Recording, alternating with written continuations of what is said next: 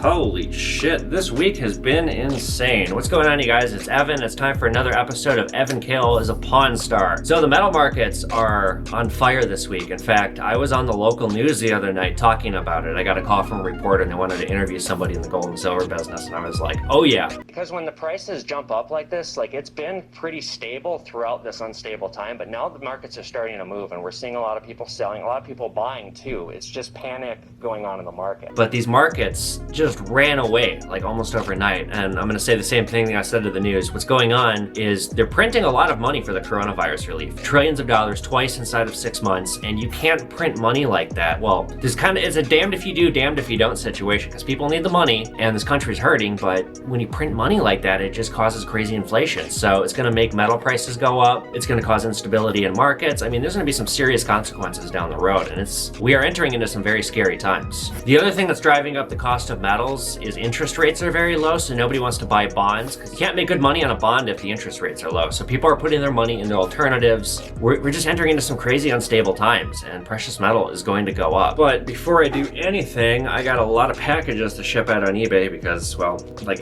everything right now is busy. Marmalade, boys, marmalade! This is a replica Tommy gun that some crazy meth lady brought in last Saturday to try and sell us, and I was like, I don't want to buy that because I don't want to. She wanted a bunch of money for it. I was like, tell you what though, I will consign it for you. I'll sell it for you and we'll take 20%. And she said okay. I sold it for $200 free shipping. I have no idea what this thing's gonna cost to ship. It's probably not gonna be cheap. I feel like nothing good is gonna come from this because either you're really rich and you want to go full on in your Halloween costume, or you're going to rob a bank or something and you're just gonna spray paint this part black. And the meth lady also consigned us these random ass knives that are apparently very expensive. When I first started working here a year ago, one of the things I decided to do was walk around, look and see what the owner had been sitting on forever, see what he had a crazy surplus of, and try and make money on that. So one of the things that I found, he had thousands of these 1963 Great British shillings that are common, they're not worth very much. So I sell them by lots of 20 for 10 bucks online because it's nobody's gonna buy them in the store, and I bet I can get money from them on eBay. And sure enough, I have sold over the last year well over 150 lots of 20 at $10 each of these things that he was just sitting on. So I just sold 8 lots of 20 to a buyer, and now I gotta count them out.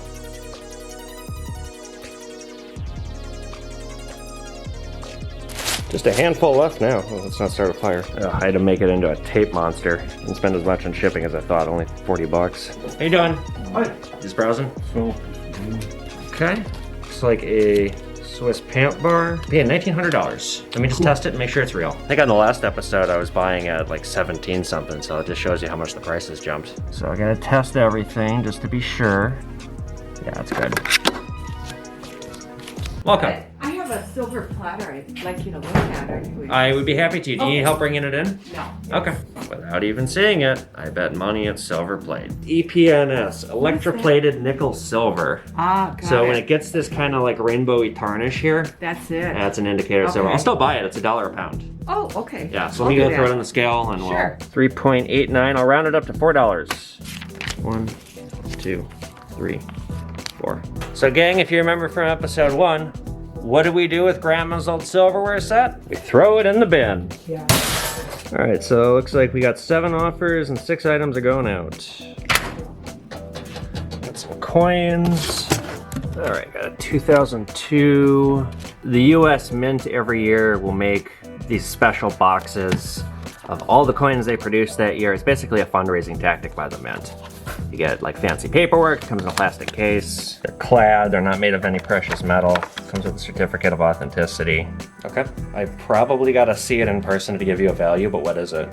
Yeah, it's probably worth about 2 cents. What's my coin worth? I don't know, I probably have to see it. Oh, well, blah, blah, blah, and I went on the internet and it said blah, blah, blah, blah, blah. Well, your coin's probably not worth a lot. Oh, well, I'm gonna argue with you about that. Well, if you know everything, then why are you calling me? Here's everything going out. 2002 proof set. These 2004 silver proof sets. These are made from precious metal. I bought these yesterday at 10 bucks each, and I sold each one for 20, so doubled my money. These Morgan silver dollars from 1921. I got P, D, and S, all the mints. They made the Morgan silver dollar in 1878 to 1904, and then they stopped for almost 20 years. They started again in 1921, but only in 1921. And they made a lot of them, so it's kind of a common date. We talked about the grading scale being out of 70 points. These are either high 50s or low 60s. I did not advertise them as being uncirculated. Barber half dollars, I sold at 220 for all these. These are all made of precious metal, 90%. And I got this inexpensive coin set. I think I got $7 for these. These are just common Canadian coins. And I also have one coin that I can't find, but I'm not going to devote too much time to looking for it because I have other things to do. And if I got a spare moment later, I'll look for it. And if I can't find it, I'll just cancel the order.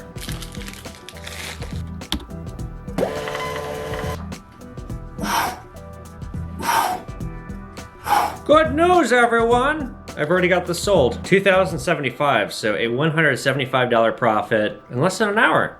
Not bad. That's funny. I can't film when the owner's around because he has no concept of production, and like he turns the TV on when I'm trying to do audio, or he'll like call my name when I'm in the middle of something like this, or he'll just walk in front of the camera, or in this case, like I'm talking and he calls me. Like he's not even here and he interrupts me. Oh God, I love the guy. Okay, what was I saying? See, I lost my train of, oh right, pennies.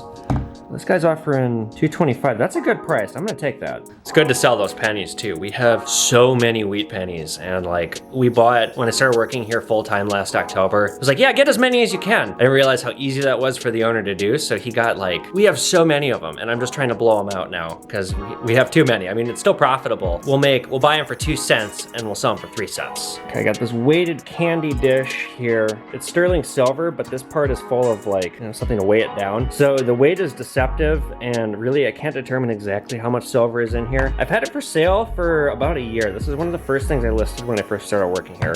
Still sitting on eBay. I'm asking 110. I got an offer for 70, so I'm gonna take that just to get rid of it. Some 1956 wheat pennies. I can almost guarantee I'm gonna take this. 4 plus $1, done deal. Okay, going through answering questions. How many 1950D rolls do you have? I have to go downstairs to find out. You guys wanna see our basement? There's no power. Bum, bum, bum, bum, bum, bum, bum, bum, bum, bum, bum, bum, bum, bum. Really bright. This is like a murderer's basement. This is where I keep the pennies. As you can see, we have a lot of them. We had about 3 times this amount. We sold a lot of them. Okay, so we're looking for 1950D. I've got to have at least 25, so hopefully I can sell all these. Fucking Blair Witch Project down here. Ah! I'm so scared. I'm so scared. I'm so scared. I can't imagine why nobody will date me. All right, so let's list some stuff on eBay. This is the first thing I'm gonna list. I'm gonna try and ask like 20 bucks for it, which is way overpriced, but who knows, I might get it from somebody who doesn't know what this stuff is worth. These are just pennies from the 2000s. They're all uncirculated. I bought all these coins yesterday. They're not very valuable. Like they're nickels from the 2000s. They're worth like $5 or $10 each. But what's curious about this is having this done costs $30. So somebody paid $30 to get a $5 coin graded, and it didn't even come back with a perfect score. If a coin like this doesn't have a perfect score, forget it. So this guy came in with all these coins, and he thought they were all worth big money. And I think I paid him 50 bucks for everything, and I'll probably get 75 to 100. Hi. How you doing? Good. Copy? Oven? Yes. My husband called. Yes. Got a buffalo? All right, let me just check it out and test it. It's known as a buffalo. There's 1 ounce of gold. Thanks for coming by. You have a wonderful day. Yeah, you as well. Appreciate it. No one cared who I was until I put on a mask. How's it going? Great. Don't mind, I'm just running this through the counter. Yeah, go for it. Nice watch. Thank you. Actually, fuck it. Can I get that one too? Sure. 1, 2, 3, 4, 5, 6, 7. The precious metal buyers are generally not a pretty crowd. Fuck, that dude was hot. As I dig into my delicious lunch from Lunds Byerly's, I have a deviled egg salad sandwich and some chips. Giant drum of water, which I'm gonna drink like a savage. I love egg salad sandwiches. So I do not own this business yet. I don't own any part of it yet. Part of the reason why I'm making this show, I'm about this close to monetizing on YouTube, and well, basically I can't get a bank loan because I'm not buying the whole thing. Frankly, I'm not comfortable buying the whole thing yet. It would be a lot of money, and I just don't want to take out that kind of a loan. So this is great content, and actually was not expecting the show to be this much of a hit and be this well received by my YouTube audience. I've kind of accidentally stumbled onto something great. So I need to raise money to buy this business, but okay, what am I talking about here? How to actually, once I do own it, what am I gonna have to do to run it? Well, number one, you need a lot of capital. This is a cash business, as you guys know. It doesn't have to be, but we can get really screwed on credit cards. I mean, not only do we have to pay credit card fees, as you know by now, our margins on stuff are not great. Like on gold, like we'll sink $2,000 to make $100. So it's a lot of capital. With credit cards, somebody could monkey with us. They could, you know, if it was an American Express, they could reverse the payment, and then we gotta fight that, and it's a headache. So that's why it's cash only. That's why we only operate with cash. We do some forms of digital payment. I had to really bark up that tree for that because I hate seeing a sale walk out the door when we could make it. It's like we'll do Venmo, we'll do PayPal, mainly only because we have an eBay business and because I have some friends that have been buying from me in New York City and they want to pay with Venmo. Like everyone out in New York wants to pay with Venmo. So operating capital, I don't want to tell you exactly how much we operate on, but let me just say, you know, if somebody comes in here with 10 ounces of gold, we have to buy it. We have to buy everything that comes in here. It's just kind of it's the nature of the business. So we can spend a lot of money and then we got to turn around and flip it as quick as we can because the markets could drop, we could get burned on it. I mean, really, we should have more operating capital, and if gold and silver keep rising, we're gonna need it because if gold's 5,000 an ounce, I'm gonna need $250,000 to operate on at least. I don't know where the fuck I'm gonna get that. Number two, you need really good insurance. You need licensing. Like, you can't just set up a shop like this. We are licensed in the state of Minnesota.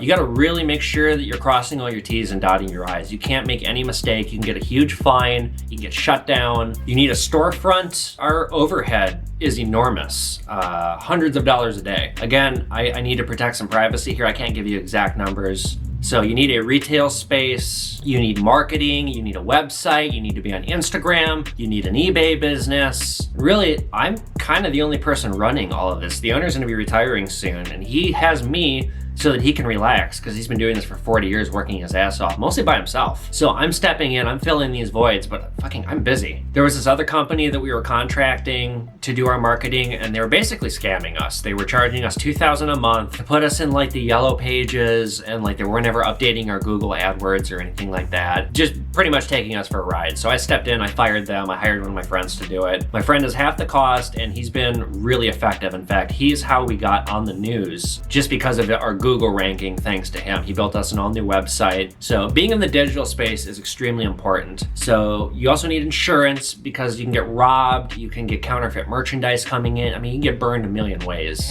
In a future episode, I'm gonna talk about some troubling things that have happened here since I've started. We had an incident of theft that was quite substantial. The people who took from us were arrested, thanks to me. It's a long story I'll get into in another episode. Thankfully, we recovered our merchandise, or it's in the process of being recovered, so we got it back. But you've got to be protected on that stuff, and if you have an incident of theft, then your premiums go up. In fact, I don't even know how much our insurance is. It can't be cheap. You also need really good security. We have a ridiculous amount of cameras in here. That was one of the first things I did when I started working in here, was beef up our security because it was pretty lacking. Cameras on every angle. You need every interaction on camera recorded, stored digitally so nobody can put a gun on your face and make you hand over the tapes. I advocate the firearm. It isn't exactly necessary, but things are getting a little messy, and I'd rather just have the gun for my own sake. I'd hate to have to use it or even pull it out. I certainly don't want to shoot anybody. It's a good intimidation tactic. You know, I've had some interactions go really badly with people,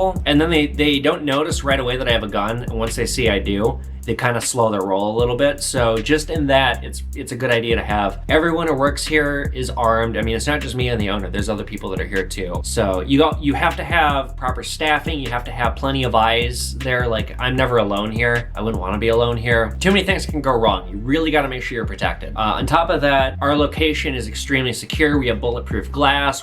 It's like a fortress in here. Like, literally, you couldn't break in if you tried. You also are going to need lots of equipment. You're going to need plenty of safes, and you need to be smart about what you're doing with your money. Contrary to how it may seem, We actually don't keep very much cash on hand. If we have to do a major cash deal, we go and we get it, but we keep it in the bank for the most part. You also need to have an encyclopedic knowledge of coins, gold, precious metals, collectibles. Surprisingly, you can learn a lot from watching the show Pawn Stars. It's been a fabulous resource to me. I read Rick Harrison's book when I first started working here. It's a really good book. I can't recommend it enough. But I watch a lot of Pawn Stars. I always learn something watching it, something I didn't know. I read a lot of books. I certainly have my work cut out for me in terms of learning more. Like buying diamonds is still very challenging for me. If a diamond walked in here, I could probably buy it. If a really big one came in, I wouldn't be comfortable buying it. I don't know enough, and I could easily make a mistake that could cost thousands. You gotta have a knowledge of precious metal and coins and paper currency and gemstones and random collectibles, and it's kind of a lot. So